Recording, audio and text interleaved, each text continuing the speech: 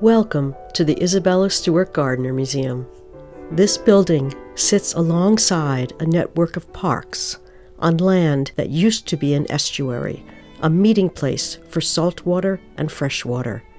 These are the homelands of the Massachusetts tribe who belong to this place and continue to regard these lands and waters as sacred. Our founder, Isabella Stewart Gardner, came to this place with bold imagination. She was known for her radically free spirit and determination, and her strong, outspoken voice during a time of rigid conventions for women. She believed that art had the power to change lives, and she made it her life's mission to collect art from around the world and share it with the public. She was born in New York City on April 14, 1840, into a wealthy family. Isabella's father imported linen and other goods from Scotland and Ireland, and he further built the family fortune by investing in growing industries in the United States during the 1800s. These included banking and coal and iron mining. As a girl, Isabella was privately educated in New York, and as was typical for upper-class young ladies of the time, she was sent to Europe to round out her education. While in Paris, she met a schoolmate, Julia Gardner. Julia introduced Isabella to her brother, John Gardner Jr. He was known as Jack, and he was one of the most eligible bachelors in Boston. Jack and Isabella quickly fell in love. They married shortly before her 20th birthday in 1860. The young couple moved to Jack's hometown of Boston and settled into a house in the newly fashionable Back Bay neighborhood. This house at 152 Beacon Street was a wedding gift from her father. They began a life together that was largely made possible through family wealth. Isabella's family money was relatively new, but Jack's family had been building wealth for generations. They benefited from colonial shipping and a global economy dependent on slavery, trading peppercorns from Indonesia, opium in China, and sugar in Cuba.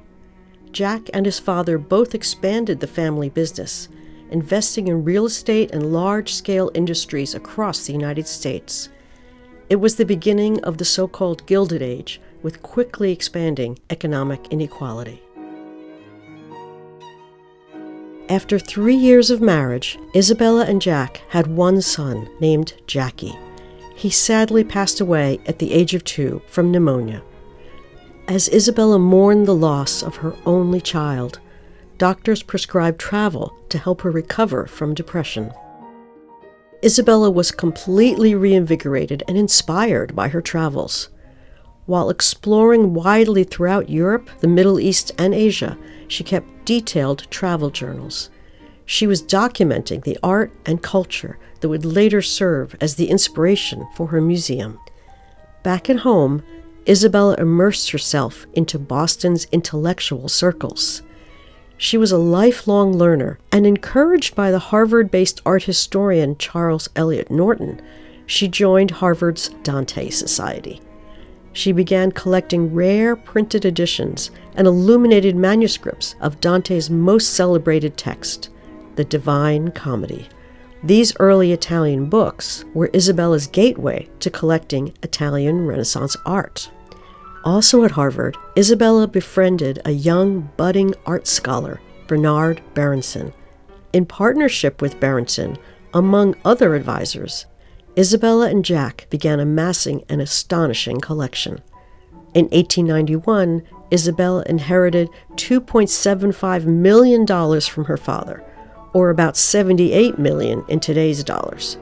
It transformed the scope of her collecting.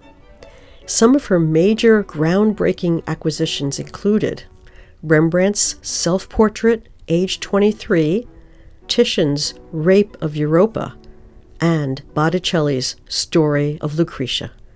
With these purchases, Isabella and Jack discussed moving their artworks out of their home and building a museum to share their collection with the public. Isabella was driven by a strong sense of civic duty. She wrote, "Years ago, I decided the greatest need in our country was art. so I determined to make it my life's work if I could. In 1898, Jack Gardner passed away suddenly from a stroke. 2 weeks after his funeral, Isabella purchased the land for this museum. She was determined to continue with their shared dream, and she pressed forward with the architect, Willard Sears. What Isabella envisioned was a completely unique building inspired by her travels. Venice was an incredibly special place for the Gardners, who first visited together in 1884 and returned to the city every 2 years. The museum's design references Venetian Renaissance architecture, along with other international influences. Unlike a typical Venetian palace, however, which looks out towards the water, Isabella turned the view inwards, creating a magnificent garden courtyard filled with ancient art and making it into the heart of her museum. She managed every detail of the museum's construction and was often on site with the builders. Here she is on a ladder, ensuring that her vision was being carried out. The building was completed in 1901. She moved into a small apartment that she created on the 4th floor and devoted herself to personally arranging the works of art in the galleries on the first 3 floors. Isabella continued to acquire artworks and change the installations for the rest of her life. As you wander the galleries, you may notice that objects aren't grouped based on time period or art movement, and that there are no wall labels. Isabella sought to fire the imagination through thoughtful and often very personal arrangements. Fenway Court, known today as the Isabella Stewart Gardner Museum, opened to the public in 1903. Over the next 20 years, Isabella also filled her museum with visual and performing artists. She organized concerts, lectures, and exhibitions, and encouraged artists to make themselves at home in the museum.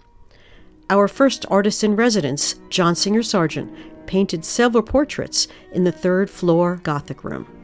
We continue this tradition today with a vibrant community of artists, musicians, and performers. Isabella had a stroke in 1919, but she remained active for the next 5 years.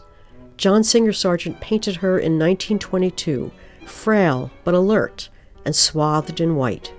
She died 2 years later, age 84, leaving a museum, in her words, for the education and enjoyment of the public forever. Her will provided an endowment to operate the museum and stipulated that nothing in the galleries should be changed. As you explore the museum, we encourage you to immerse yourself in the environment that Isabella created.